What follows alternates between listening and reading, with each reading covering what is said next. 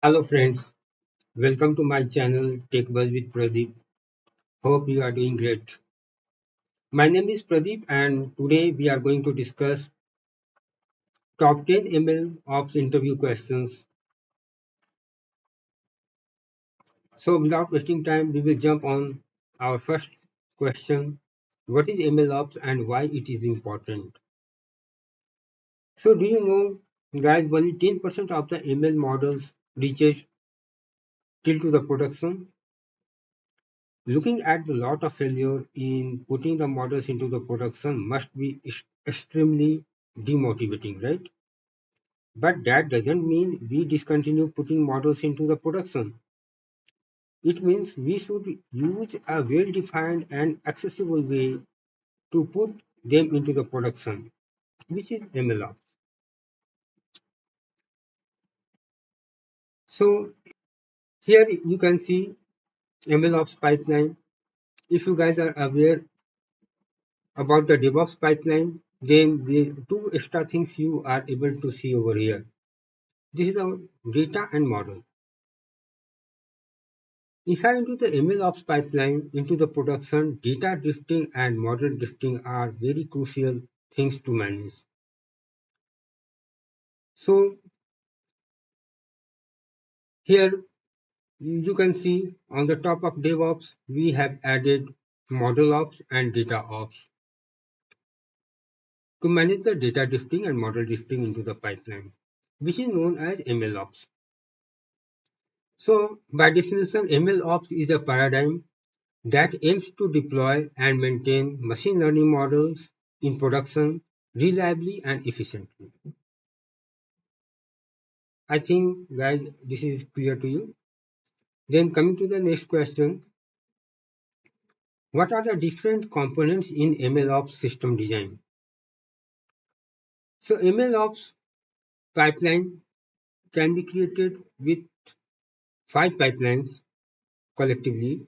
These are data pipeline, training pipeline, testing pipeline, model inference pipeline, and model monitoring pipeline. So these are the five pipelines through which we can create the MLOps pipeline into the production. Here into the diagram you can see into the blue color we can see the continuous integration and deployment pipeline, and the fifth one is a model monitoring pipeline, that is the continuous learning and monitoring pipeline. When we talk about the architecture of the MLOps pipeline, we cannot forget the development environment where we used to do the model comparison, and we used to load the train model, which is the best one based on F1 score, precision recall, to the training pipeline. So once we will talk about the design of the MLOps pipeline, there are two environment, development environment, and the second one is the production environment. In a dev environment, we used to select a model by doing the comparison of the multiple models, and we will pick the best model by comparing the precision recall and F1 score. And then we start into from the production environment. So this is the way to go ahead. This slide gives you the comprehensive view of the production environment with all the pipelines. See inside into the data pipeline, we can see data ingestion, data preparation, data engineering, and training pipeline, model training, model validation. Inside into the testing pipeline, we used to do so many things here for the testing purposes, and then finally we go for the inference pipeline and data model multiple. We will discuss separately each of the pipeline through the questions into next. Coming to the next question, question number 3. What is data pipeline and what are the tools used for data pipeline? So we will try to understand this first pipeline, data pipeline, very first through a diagram, this diagram. So before this, we are having the EDA, exploratory data analysis. So while EDA, we understand the pattern from given data using visualization. In this stage, we use pandas profiling, matplotlib, and seaborn. But some manual intervention is required inside into the EDA processes, so we have not taken or not shown the EDA over here because here we everything is the automated process, right? So after that, the data will be ingested and then data preparation will be done and then feature engineering will be processed and all those features will be stored inside into the feature store that is further helpful inside into the training pipeline for model training. So by definition, this component is responsible for collecting and processing the raw data and preparing it for the training pipeline. There are few of the tools that can be used for the data pipeline on premises are Apache Spark, Airflow, and in the cloud we can use the Amazon SageMaker pipeline.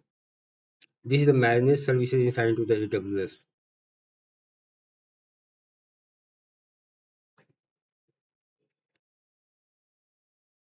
So next question is what is training pipeline in MLOps? So we will understand it very first through a diagram. So here we can see the importance of the development environment in this diagram. What happens actually in the development environment very first? We used to do the model experimentations with the help of the PyCaret and do the comparison of the model and find the best model based on precision recall and F1 score. And then particular model will be loaded inside into the training pipeline. That model is very first trained with the new data by two ways without changing the hyperparameters or retrain the model by exploring the hyperparameter spaces. And this training pipeline is connected with the ML flow tracking server that keeps logs for every model that runs inside into the training pipeline.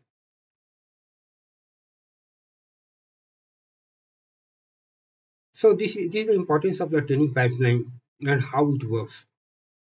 If you have to answer this question, guys, then the answer will be training pipeline loads the model from development environment with all its parameter and hyperparameter and retrain the loaded model either without changing the hyperparameters or retrain the model by exploring the hyperparameter space. Training pipeline is also connected with the ML flow tracking server that keeps log of each model that runs in training pipeline. So in the training pipeline, we used few of the tools like Airflow, MLflow, SageMaker experiments and trials. This is the managed services inside into the SageMaker for training pipeline purposes. I hope guys this question is clear. Then we will move to the next question. What is testing pipeline? Here also we will try to understand this testing pipeline. through the through a diagram very first.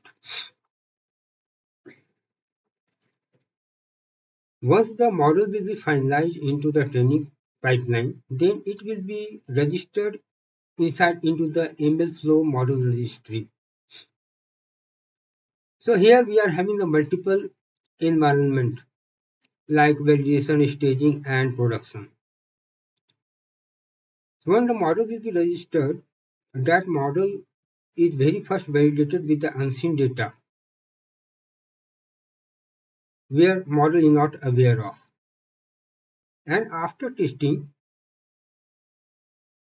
it is sent for the unit and integration testing using PyTest. Into the next step, it will be promoted to the staging stage where it will be tested with user acceptance testing by mimicking the live data sample. And finally, it will be promoted to the production. After reaching the productions into the testing phase, it will be sent to the inference pipeline for the deployment and inferences. So, if you have to answer this question, then the answer will be in testing pipeline stage, we constantly validate the working of the data and training pipeline and its integration as a whole using some of the tools like PyTest and MLflow registry. Using the MLflow registry, which is the model management feature of the MLflow, we can manage different versions of our model and push them into the various stages as and when needed. Once it passes all the tests in the testing stage, it gets pushed from production stage to the inference stages for serving predictions. So I think that this is very much clear to you. What are the testing pipeline and what are the different stages through which the model should be passed before sending it to the inference pipeline. So coming to the next question, what is model in inferences pipeline? Again, we will try to understand it through the diagram. So once the model will be tested and sent to the production, then it comes to the inference pipeline, which is responsible for deploying the trained model to a production environment where it can make predictions on the live data. Here we used to deploy the model with fast API ML flow serve. Fast API with ML flow serve. This is the automated way of pushing the model into the production. But this is not a best way of deploying the model into the production. For that, we need to create our best infrastructure. Okay, after this component will be pushed for the monitoring of the uh, model inside into data and model monitoring pipeline. So I think this is clear to you guys. And then coming to the next question, what is data and model monitoring pipeline?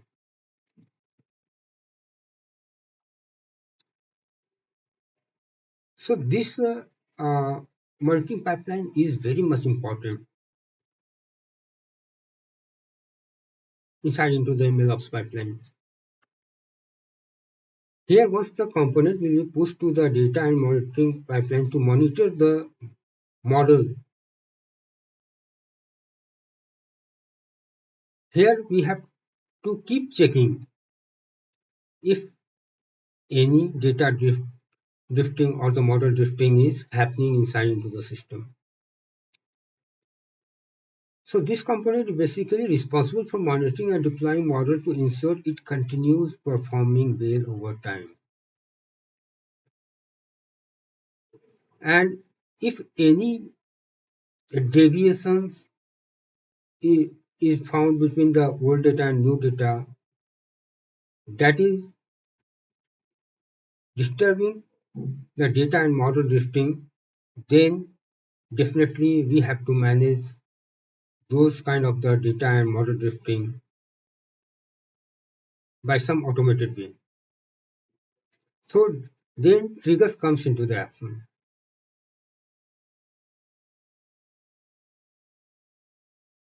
Okay, so based on the deviation parameter on the threshold, we can decide what kind of the actions will be required to manage our whole ML ops pipeline. So in the next questions, we will discuss the same thing, what is how to manage this. So next question, how do you handle the data drifting? In the previous slides, I was discussing the same thing, when model drifting and data drifting will happen, how the things will be managed. So if any deviation is detected, an alert is raised to the respective stakeholder to detect data drift. This is configured into the component that is known as trigger. And this trigger will be decided on three conditions. What will be the action corresponding to that particular event? So here we have discussed three, three scenarios. If the deviation is 1 to 2%, then no action will be required. But if the deviation is between 5 to 8%, the data and model training pipeline are triggered for retraining the model with new data. And if the deviation is more than 10%, you must go back to the development environment to perform data and model experimentation. And guys, this is very much important, how these threshold things are coming over here. So here I have just mentioned inside into the note, the above threshold value is decided by the business based on the use cases. Okay. So next question is, how many ways are to implement the MLOps?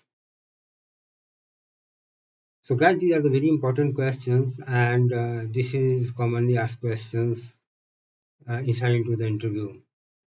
In this, through these questions, the interviewer wants to understand if you are having the skills of creating the MLOps pipeline into on-premises, or you are having the experience of uh, managing the managed services inside into the cloud as well. So there are two ways. So on premises, we can just use some open source tool like MLflow, PyCaret, Airflow, Streamlit, evidently AI, etc.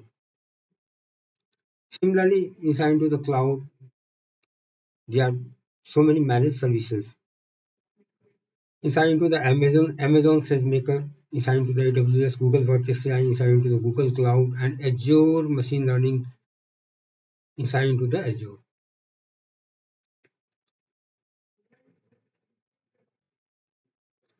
Coming to the next question, that is the 10th and the last question. What advantages would you get from building an ML ops system rather than a simple model? So guys, I hope you are having a better understanding after going all the 9 questions. And these are the very self-explanatory questions. So the answer will be like reducing lag in model development and deployment. Through the pipelines, definitely we can do the model experimentation, we can deploy the model very quickly and very fast, right? Secondly, the experiment tracking, whatever the experimentation we are doing, inside into the MLOps pipeline that will be tracked through the help of the ML flow we have already discussed into the previous questions. Continuous training, right? We have to train the model continuously with the new data because model drifting and data drifting may happen with the patch of the time.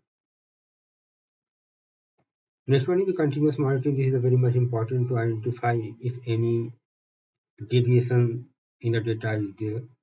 And based on that, we have to take the action as we previously discussed, like if the deviation is between 5 to 8%, then we have to trigger the data pipeline and the training pipeline. And if the deviation is more than 10%, then we have to start from the development environment to identify the model based on F1 score, precision, recall. So this is the most important benefit you can say of the MLOps. And it is all managing the analytics into the real time. Once the model will be deployed into the production, it can do the analytics on the real data.